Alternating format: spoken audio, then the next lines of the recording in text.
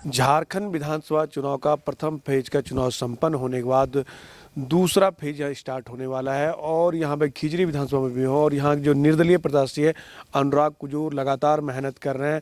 और यहाँ की अगर बात करें खिजरी की ही बात करेंगे तो एनडीए गठबंधन से अगर बात करेंगे तो रामकुमार पान है और इंडिया ब्लॉक से अगर बात करेंगे तो राजेश कच्छप है और हमारे साथ है अनुराग कुजूर है जो निर्दलीय प्रत्याशी। अनुराग जी, आपके सामने दो कह सकते हैं राष्ट्रीय पार्टी, एक एनडीए से है रामकुमार पान, दूसरा राजेश कच्छप है।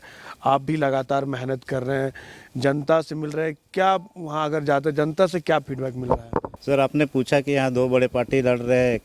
एक कांग्रेस का प्रत्याशी है जो हम लोग का वर्तमान विधायक है और एक पूर्व विधायक है बीजेपी से जो रामकुमार पान जी है। सर देखिए, सबसे पहले तो हम ये कहना चाहेंगे कि हमारा खिजरी विधानसभा जो कि ये रांची झारखंड की राजधानी से बिल्कुल सटा हुआ है, लेकिन भैया आप लोग कभी घूम के देखिए, यहाँ विकास के नाम पर सिर्फ ज़मीन की बिक्री हुआ है।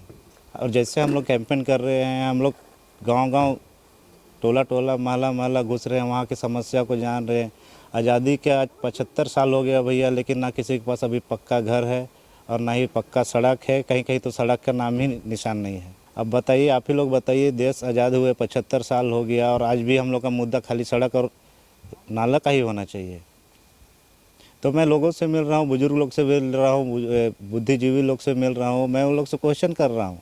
आप लोग हमेशा बचपन, ये जवानी से बुढ़ापा हो गया आप लोग को वोट देते देते, और हमारा खिजरी विधानसभा का इतिहास रहा है खाली यह दो ही पार्टी रूल किया है, एक बीजेपी एक कांग्रेस।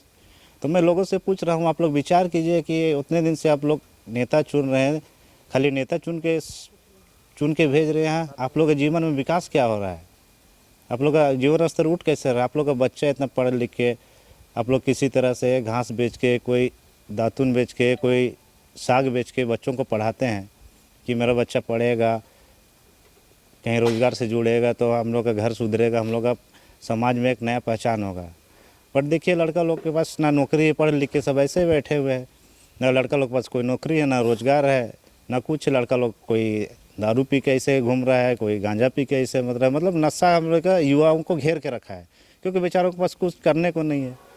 अगल बगल में जो नया इंडस्ट्री में बैठ रहा है, जो नया गोदाम में बैठ रहा है, वहाँ हमारे लोग है ही नहीं। कोई उन लोग का प्रतिनिधित्व करने वाला नहीं, कौन उनका आवाज़ उठाएगा? यही सबको विचार करके हम लोग का दोस्त लोग काफ़ी विचार किए, फिर हम लोग ने सोचा नहीं, जब हम लोग दूसरों को जिता सकते हैं तो हम लोग क्यों नहीं जीत सकते। यही उद्देश्य लेके और लोगों को जागरूक करके हम राजनीतिक में अपना पहला कदम रखें। खिजरी की बात करेंगे तो यहाँ पे करप्शन बड़ी मुद्दा उभर के आ रही है, दूसरा आ रहा है कि बेरोजगारी। ये दोनों मुद्दा खिजरी में अगर आप भी देख रहे हैं और हमने कई जगह से देखा है, तो ये इसको कितना बड़ा मुद्दा मानते हैं? करप्शन, भ्रष्टाचार, दूसरा बेरोजगारी का मुद्दा युवाओं के बीच में। सर, अगर करप्शन का बात करिए तो करप्शन ये ब्लॉक में चले जाइए आप सर। देखिए, कास्ट सर्टिफिकेट बनाने के लिए बच्चों को जो पढ़ाई के लिए बनाना पड़ता है, आवासीय बनाने के लिए पड़ता है, वो महीनों महीनों पर टंगा हुआ रहता है, इसे पेंडिंग पड़ा हुआ रहता है। क्यों? पैसे के लिए। और ये ज़मीन का तो आप पूछिए मत, सबका कमीशन बंधा हुआ है। हर ब्लॉक में जाइए, कि चाहे कोई भी ब्लॉक, 3 प्रखंड है ना, हम लोग अनगढ़ा चल जाइए, चाहे आपका खिजरी चल जाइए, चाहे वर्मांझी चल जाइए, सब वहाँ ज़मीन दलालों का जमावड़ा लगा हुआ रहता है। जिसका ज़मीन है उनका नाम गायब हो जा रहा है, जो जिनका कुछ नहीं है उनका नाम कैसे ऐड हो जा रहा है। रसीद कटाने में कितना प्रॉब्लम होता है, बूढ़ा बुजुर्ग लोग कितना दूर दूर से आके बैठे रहते हैं, दिन भर आके बैठे रह जाते हैं, कोई मिलता ही नहीं है, कोई उनका सुनने ही वाला नहीं है, निराश होकर बेचारा चले जाते हैं। फिर वही कोई दलाल के चक्कर में पड़ जाते हैं तो वो लोग का काम हो जाता है, लेकिन दलाल लोगों को बच्चे गरीब लोग कहाँ से ज़मीन ये पैसा दे पाएगा? कोई ज़मीन 5 डिसमिल लिखवा ले रहा है, कोई 10 डिसमिल लिखवा ले रहा है। ऐसे ही कर करके यहाँ के जितने भी ज़मीन है शुरू में साथ में लेके जाएगा, वो लोग को घुमाएगा फिराएगा, फिर धीरे धीरे करके 2000 देगा, बाद में 2000 के जगह में कब 2 लाख बन जाता है वो भी नहीं पता चलता है। फिर बाइक देगा, फिर ऐसे रेस्टोरेंट में खाना खिलाएगा, ऐसे कर करके गरीबों को लूट लूट के ये लोग पूरा बर्बाद कर दिया है। अगर बात करेंगे, आप भी घूम रहे हैं तो यहाँ पे दो जैसे सरकारें दावा कर रही है अगवा आवास योजना को लेके, मैया योजना को लेके, आप जब क्षेत्र में घूम रहे थे क्या लगता है सबका प्रभाव है खिजरी में?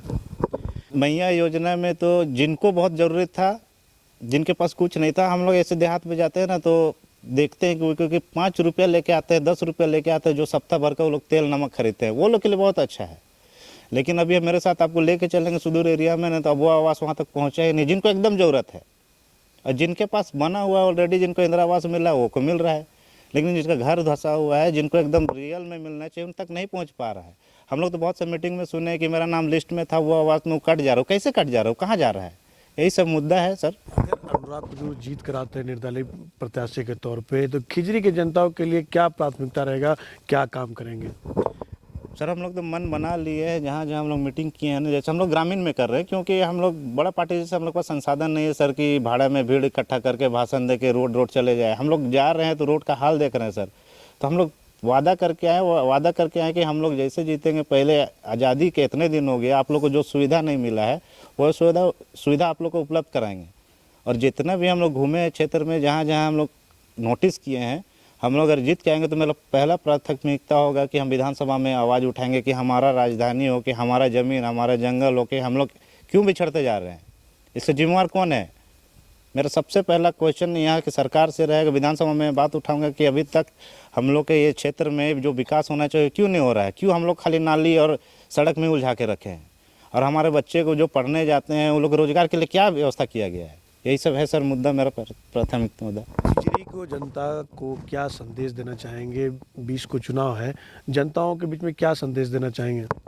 मैं खिजरी के जनता से रिक्वेस्ट करूंगा और यही संदेश देना चाहूँगा, जो आप लोग वोट देते हैं और उतना दिन से वोट देते आ रहे हैं, अपना वोट के अधिकार को समझिए, अपना अधिकार को समझिए, अच्छे कैंडिडेट को जीत के पहुंचाइए, जो आपके लिए विकास कर पाए। जो जीतता है उसको तो आप लोग देख ही लिए, आप लोग का जीवन स्तर क्या हुआ। इस बार का बदलाव का समय है, इस बार ऐसा वोट कीजिए, आप लोग खुल के वोट कीजिए, जितना से जितना अधिक हो सके वोट कीजिए, ताकि हम लोग का आने वाला युवा पीढ़ी, यहाँ के लोकल आदिवासी मूलवासी जो यहाँ रहने वाले बासिंदे हैं, उनके नया पीढ़ी का जीवन सफल हो। ये थे हमारे साथ अनुराग कुजूर, निर्दलीय प्रत्याशी के तौर पे। इन्होंने स्पष्ट तौर पे कहा है कि खिजरी में बेरोजगारी, करप्शन सबसे बड़ी मुद्दा है, और अबुआ आवास योजना के नाम पे सुदूर गांव में कहीं भी नहीं दिख रहा है। अगर ये जीत के आते, जितनी भी समस्याएं खिजरी को, बेरोजगारी की बात करेंगे, अबुआ आवास की योजना की बात करेंगे, इन तमाम जैसी योजना भी होगा, ये अगर जीत के आते जनताओं के बीच में ये लाने का जरूर काम करेंगे। लेकिन देखना होगा, 20 नवंबर को चुनाव है। एक तरह से कह सकते हैं इंडिया गठबंधन से राजेश कच्छप है, दूसरी तरफ से एनडीए से रामकुमार पाहन, निर्दलीय प्रत्याशी अनुराग कुजूर है। 20 को चुनाव है, 23 को रिजल्ट आएगा। आखिर देखना होगा कि खिजरी की जनता किन्हें चुनती है, ये आने वाले वक्त बताएगा। 23 नवंबर को आपको भी जानकारी इसका जरूर मिलेगा। सहयोगी राकेश के साथ मनीष झा, न्यूज़ विंग, रांची।